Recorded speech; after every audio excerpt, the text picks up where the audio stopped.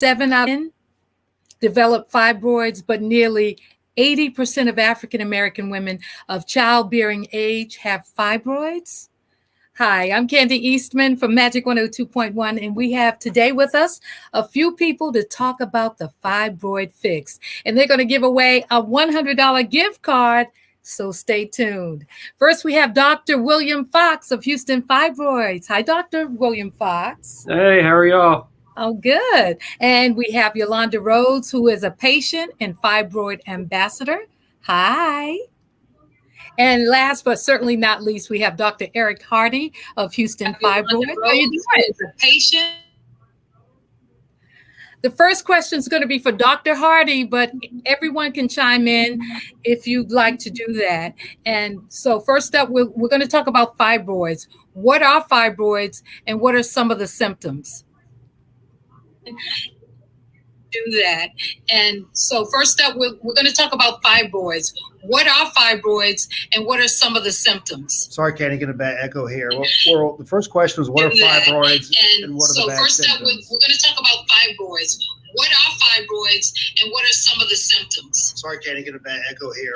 Well, the first question is what are fibroids and what are the bad symptoms? So first up, we're going to talk about fibroids. What are fibroids and what are some of the symptoms? Can you hear me now? Yes. Okay, Kandi. Well, fibroids are benign tumors that arise from smooth muscle cells of the uterus. They're the most common benign tumor in the female pelvis. Very common. They affect about 70% of women overall. African American women, about 80% are affected by the age of 50. Fibroids are benign, meaning they're not cancer, but in around 45% of women, they can cause some pretty significant symptoms. Three broad symptom categories. One is heavy bleeding, heavy menstrual cycles. Pelvic pain or pressure is a second category. A third is related to larger fibroids that cause bulk symptoms. Bleeding symptoms can be bad enough to where some ladies need to take iron therapy long term. Some ladies even need to have blood transfusions. Other group of patients who have pelvic pain or pressure can have severe symptoms where they miss work for a week at a time during their cycle.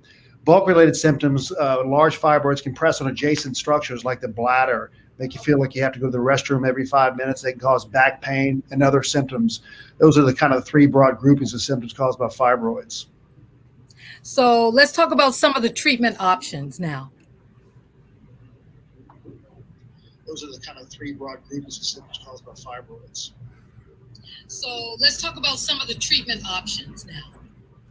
Well, treatment options. First, most women, most doctors will try medical therapy including birth control pills, non-steroidal anti-inflammatory medications. Sometimes longer acting medications like Lupron can be tried, although that can only be given for 3 to 6 months. Once you have symptoms bad enough to where it's creating a negative impact on your quality of life, a lot of doctors will talk about procedures. You can have individually targeted procedures where you go after individual fibroids, like myomectomies, or surgery where you remove individual fibroids. There's also newer technologies where you can insert a probe into individual fibroids and use radiofrequency to ablate those fibroids. Those targeted fibroid therapies are really good for people with 1 or 2 fibroids, but the recurrence rate is very high. And for women, particularly African American women, who usually have multiple fibroids, they may not work well. Other treatment options for people who have a lot of fibroids, hysterectomy is typically recommended. It's a surgery where you remove the entire uterus. It gets rid of the problem, but it's a big operation, usually requiring a 4 to 6 week downtime, a permanent scar. And it can lead to some issues in some ladies down the road, leading to have additional surgeries to fix scar tissue issues or bladder issues. A lot of women are looking for minimally invasive options these days. And the thing that Dr. Fox and I do to treat fibroids is a procedure called uterine fibroid embolization, where we shut the blood flow down to the fibroids. Fibroids are very vascular tumors that require a lot of blood flow to grow and survive. We insert a very tiny catheter into an artery of the body. The catheters we use nowadays are so small, we can actually insert them through the wrist. We guide the catheter down into the pelvis and do an angiogram and map out the blood vessels that supply the fibroids. Then insert a very tiny microcatheter into the artery supplying the fibroids and inject these little beads that float downstream and plug up all the blood vessels that supply the fibroids. Once you deprive the fibroids of their blood flow, they shrivel up to about a very small fraction of their original size, but more importantly, the symptoms go away. After about 3 months, the bleeding symptoms are gone in around 80% of ladies. After 1 year, well over 90% of ladies, the bleeding symptoms are gone. It's a very durable fix for these symptoms. The symptoms really don't come back in the treatment population of ladies in their 40s. Well, thank you so much for that. I had someone tap in. They wanted to know what they should do if they have fibroids. Well, first they should see their doctor to make sure that it is fibroids. I had someone tap in. They wanted to know what they should do if they have fibroids. Well, they should see their doctor to make sure that fibroids is the actual diagnosis, because a lot of different things can cause pelvic pain and also bleeding. Fibroids is just one of them. So first, a diagnosis needs to be made, usually through physical exam, and then oftentimes imaging like ultrasound is done to confirm the presence of fibroids. Thank you. So, Dr. Fox, I know you guys specialize in uterine fibroid embolization, for short, UFE. Talk about that a little bit and what the success rate is.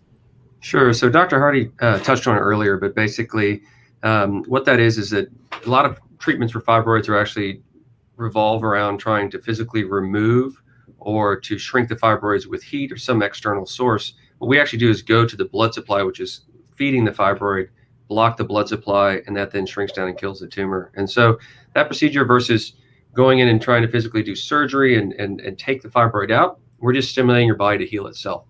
So we do this procedure here in our office. We have a special procedure area here in the office where patients come in. We have an anesthesiologist here. They'll get an IV, a little bit of medication to help them relax, maybe fall asleep. There's no breathing tube, ventilator, anything like that. The patient will then lay on our bed. They go to sleep. We'll numb a spot over the wrist. We put a very small catheter inside the artery in the wrist. That word catheter scares people, but it's a small plastic tube about the size of a piece of spaghetti that would then just float inside the artery all the way down into the artery going to the uterus. And then we put a smaller catheter right out to the actual fibroids, and then we can inject these little particles. The particles are most commonly made out of collagen, which is the same material that people get injected like in their lips or cheeks. It's a natural protein that's made up of our skin that's been cleaned and made into these tiny little beads. And they go in, they float downstream, but they can't go through the blood supply, so they get stuck. It's kind of like filling up your pipes with sand. So we're blocking the blood supply that's going to those tumors, and so then the tumors die and they shrink down and turn to scar tissue. Whole thing takes around 30 or 45 minutes in the office. The patients will roll back into the recovery room. There's no stitches. They have a little wristband that has a balloon on their wrist to hold pressure there. After an hour or two, once they've woken up from anesthesia, had something to eat, something to drink, they go home a few hours later. So typically total time in the office is anywhere from 4 to 5 hours. The idea is that they get home, they recover in their own bed, and they're usually ready to go back to work, back to normal activity within about 5 to 7 days. Days, not weeks. The recovery time is swift. Now tell us about the recurrence of fibroids. So there is a recurrence rate for fibroids. Once they're treated, the great thing about the UFE procedures, we're able to treat all the fibroids at once. And so some procedures are targeted. They'll take out 1 or 2 fibroids, or if you have a solitary or a few fibroids, sometimes that will work. But when you have multiple, really those other procedures don't work. And that's why the UFE is such a great option, because usually the only other option is hysterectomy. We're able to treat all of those fibroids at once and kill those fibroids, but you still have the genetics, you still have the risk factors to develop new ones. We tell our patients if you're within that kind of 7 to 10 year window of menopause, your chance of recurrence is really, really low. So women that are in their late 30s, early 40s, the chance of recurrence is really low. Now, if you were younger and you're in your early to mid 20s or even early 30s, your chance of recurrence is a little bit higher, but it's still only usually around 7 or 10% chance of recurrence, sometimes up to 15, depending on how early we treat the patient and how strong the genetic propensity is. But in those patients, even if it gets to the point where they do have recurrence, worst case scenario down the road, we can always repeat the embolization procedure if we need to. Very good. It is the Fibroid Fix with Dr. Fox and Dr. Hardee from Houston Fibroids. And I'd like to welcome into our conversation Miss Yolanda, who is an outspoken advocate for fibroid treatment. Yolanda, tell us a little bit about your story. Wow. Okay. Actually, Kandi, my story actually dates back to about 1995. When I was first diagnosed with fibroids, I was pregnant with my first son. And honestly, I did not have a lot of trouble at all. I had regular menstrual cycles. Everything was quite normal until June of 2018. Of course, I was nearing my 50th birthday, and when I started having irregular periods that would last from 12 to 14 days, skip a week, start back for 7 more days. And, that continued for several months to the point it got so bad. I went to see my gynecologist. She put me on a medication called progesterone, which was try to help control the severe bleeding in periods. That obviously it did not work. I progressively lost a lot of blood. I know some of the women can relate to the fact of having to use super absorbent, pads and tampons at the same time. Mm-hmm. Lots of heavy bleeding. My symptoms continued to worsen to the point where I started, eating on ice. At the time, even I didn't really realize it was all related to the fact that I was getting severely anemic, although I knew all the symptoms. I think I just didn't want to think that's what was going on in regards to, the fibroids. I was thinking it was just menopause and I was going through all these bodily changes. Then I started having urine leakage. Then I started having lower back pain and bowel discomfort. And I travel for a living, so it was always a constant fear of me soiling clothes after a long flight, because I travel 2 to 3 times a week, standing up and, my clothes being soiled. So it was a constant battle. And honestly, it really didn't hit me until 3 days after my 50th birthday. That following, 3 days after my 50th birthday, I stood up, I woke up, started to walk to the bathroom, and I felt something drop. And I was like, what just happened? And walked to the bathroom, and I'm a nurse. So when I took a look, I knew immediately what had occurred. Initially, I was, pretty distraught and concerned, but I also knew how to manage the situation. And at that time, I just got on the phone, and when my gynecologist's office opened, I had, built a relationship with her. I've been seeing her for over 15 years, and shared with her what happened. I went in to see her, and she assured me that I actually had suffered uterine prolapse. Wow. She actually gave me.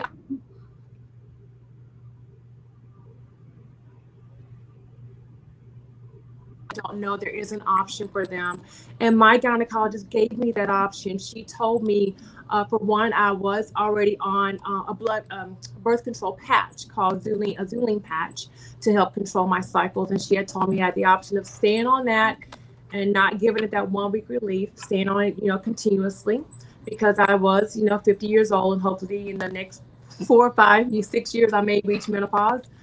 I could have UFE, which she explained. She consulted Dr. Hardee at Houston Fibroids for that, or I could have a hysterectomy.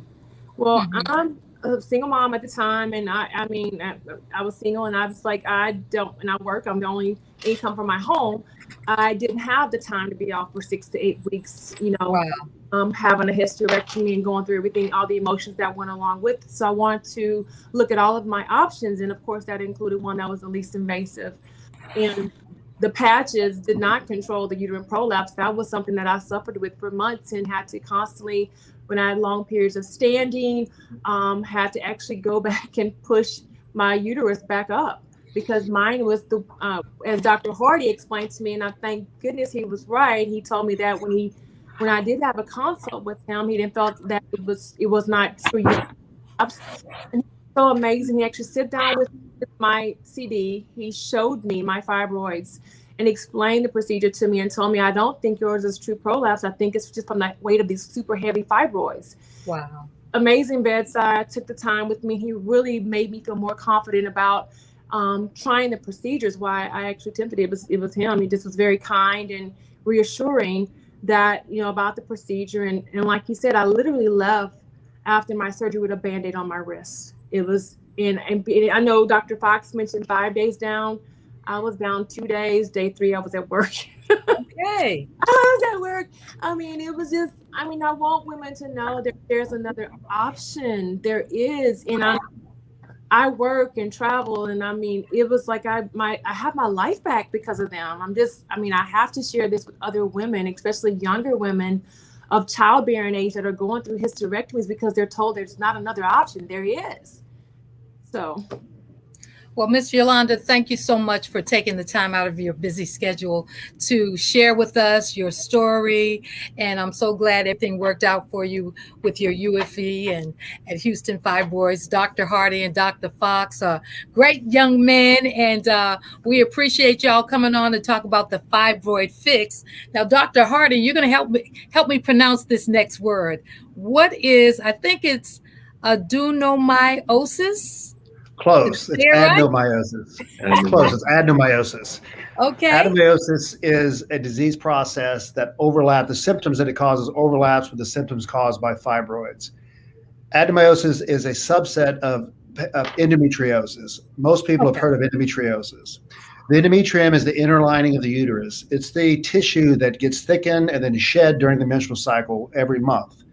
If the endometrium grows in places it's not supposed to be, if it grows outside inside the abdomen or pelvis, it grows outside the uterus, it can cause abdominal pain, pelvic pain. It can cause infertility. It can lead to bowel obstruction due to scarring. That's all endometriosis with endometrial implants growing outside the uterus, inside the abdomen or pelvis. Now, the endometrium can also penetrate from the inside of the uterus directly into the muscular wall of the uterus. And if that's the case, some people call it endometriosis of the uterus. It's more properly termed adenomyosis. It's a subset of endometriosis that occurs where it grows into the uterus. It'll cause very heavy bleeding, very, very painful cycles. And then some of the other characteristic symptoms of adenomyosis is bloating, typically around the menstrual cycle, and it can cause very severe pain during intercourse. About 20% of Dr. Fox and my patients, when we see them for their MRI, about 15 to 20% who have fibroids, they will also have adenomyosis. A very small percentage, probably less than 2%, will have pure adenomyosis and no fibroids.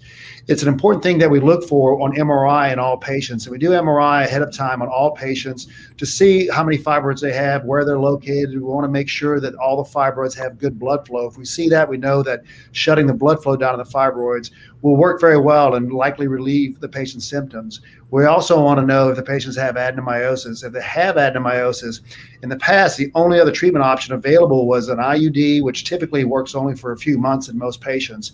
After the IUD treatment fails, most patients are offered only hysterectomy. And when I first started doing this 20 years ago, we didn't use embolization for adenomyosis because the long-term results just weren't very good. The short-term results were excellent, but the long-term results after 3 to 5 years, it wasn't very good. So we weren't really treating it. Developments have changed. Developments occurred in the way we do the procedure. And nowadays we do the procedure for adenomyosis as well. We use different technique, different particles. We have a different angiographic endpoint. We treat the patients differently at the time of the procedure. And doing that, we're able to get a much better result for adenomyosis and much better long-term results. Nowadays, with proper techniques, if you treat adenomyosis with fibroids, you can keep patients from you can prevent a hysterectomy in over 80% of patients long-term. We're talking 7-year follow-up. Over 82% of women will end up having, the only treatment they have is embolization. So the treatment for adenomyosis is embolization in our hands, and it works very, very well. It doesn't work quite as well as the treatment for just fibroids, but it does work very well, and most patients are able to avoid hysterectomy after treatment. Okay, thank you so much. Dr. Fox, why are so many women getting hysterectomies? Sure. So hysterectomy is a proven procedure. It works well in the right patient population. What's happened is this procedure, the UFE, has been around in some form or another since the early 90s. The problem is that the techniques and the technology just didn't quite keep up with some of the other alternatives. And so the outcomes weren't as good as we wanted. Now the things have been tweaked and perfected and really have progressed to the current status, to the point where we can have a viable alternative to hysterectomy in the correct patients and have great outcomes.